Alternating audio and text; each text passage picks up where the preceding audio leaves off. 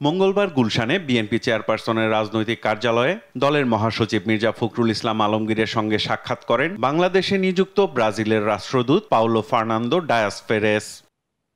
১.৫ ঘণ্টার বেশি সময় বৈঠক শেষে আলোচনার বিষয়বস্তু সাংবাদিকদের কাছে তুলে ধরেন দলের স্থায়ী কমিটির সদস্য আমির খসরু মাহমুদ চৌধুরী। বিশ্বমানের থার্মিক্স রড, সালাম স্টিল থার্মিক্স, দেশের একমাত্র থার্মিক্স রড। বলেন, কৃষি ও ক্রীড়া খাতে একসাথে কাজ করতে বাংলাদেশের নির্বাচিত সরকারের অপেক্ষা করছে ব্রাজিল। তারা নির্বাচিত সরকার হলে সিদ্ধান্তগুলো বাস্তবায়নের সুবিধা হবে। সাংবাদিকদের প্রশ্নের জবাবে জাতীয় নির্বাচনের সম্ভাব্য সময়ের ঘোষণায় স্বস্তির কথা জানান বিএনপির স্থায়ী কমিটির সদস্য আমির খসরু মাহমুদ চৌধুরী।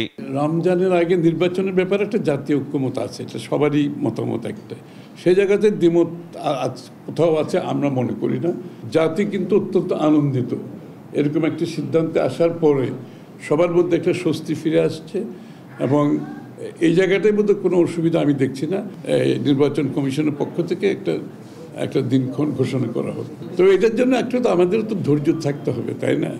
একদম অস্থিরতার মধ্যে সার্বক্ষণিক থাকলে তো চলবে না, একটু তো ধৈর্য ধরতে হবে জাতিকে। আর সুষ্ঠু নির্বাচনের প্রয়োজনীয় ব্যবস্থা নিতে ইসি সরকারের সবুজ সংকেতের অপেক্ষায় রয়েছে বলে মনে করেন বিএনপির স্থায়ী কমিটির সদস্য হাফিজউদ্দিন আহমদ বীর বিক্রম। কিছু কিছু জিনিস দেখে আমরাও আশ্চর্য হয়েছি। জামাত ইসলামেরই দাবি ছিল নির্বাচনটি যাতে রমজানের আগে হয়।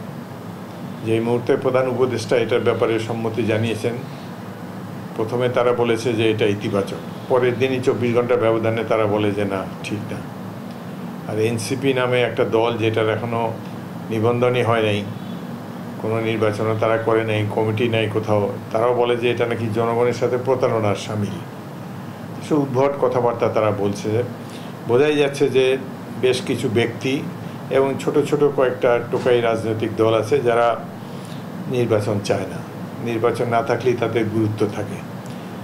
সাধারণ মানুষ তো নির্বাচন চায়।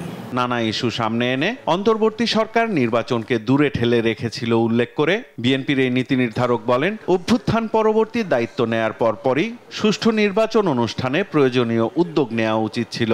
আন্দোলন হয়েছে ভোটাধিকার নাই গণতন্ত্র প্রতিষ্ঠার জন্য। সরাসরি সরকারের উচিত ছিল গণতন্ত্র প্রতিষ্ঠার জন্য নির্বাচনের উদ্যোগ গ্রহণ করা। তো এই ক্ষেত্রে সাইফুল রিপন, দেশ টিভি, ঢাকা।